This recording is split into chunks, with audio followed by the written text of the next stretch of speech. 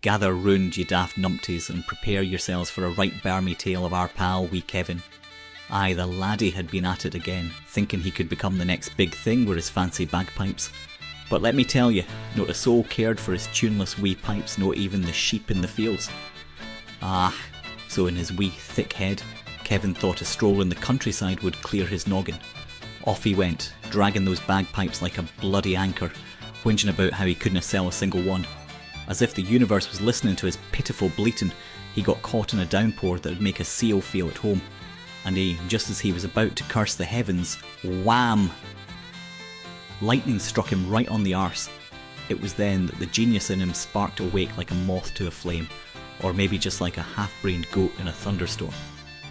"By the wee bonny bagpipes!" he yelled, smacked with inspiration. For what if he invented electric bagpipes? Daft as a brush, I know, but this is Kevin we're talking about. Once that lightning hit him, you'd think he'd be singed like a haggis on a bonfire. But no, he started tinkering away, fashioning bionic bagpipes with all sorts of gadgets. Amplifiers, samplers, you name it.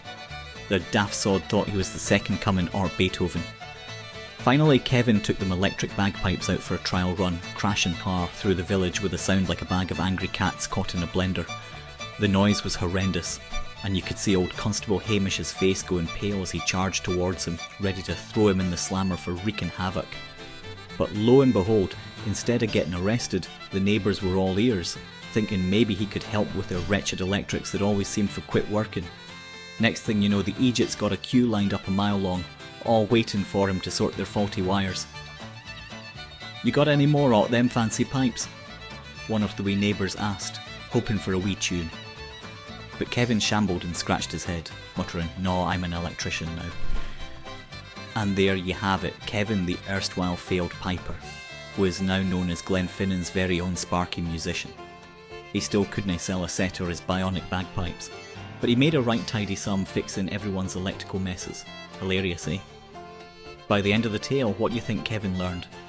Well, it was a right mix of luck and a boot full of thunderstorm teaching him that sometimes you've got to pick the right tracks or you'll end up stuck in the mud with a melted bagpipe and a hairdo frizzled like a hedgehog under a streetlight. So, the next time you're skint and wondering where to turn, take a stroll down the road. You never know when lightning's going to strike your creativity. Didn't it be a lazy shite like an overcooked haggis, and like and subscribe you numpties and keep your eyes peeled for more of Kevin's nonsense? That means smash that like button and subscribe you hush numpty.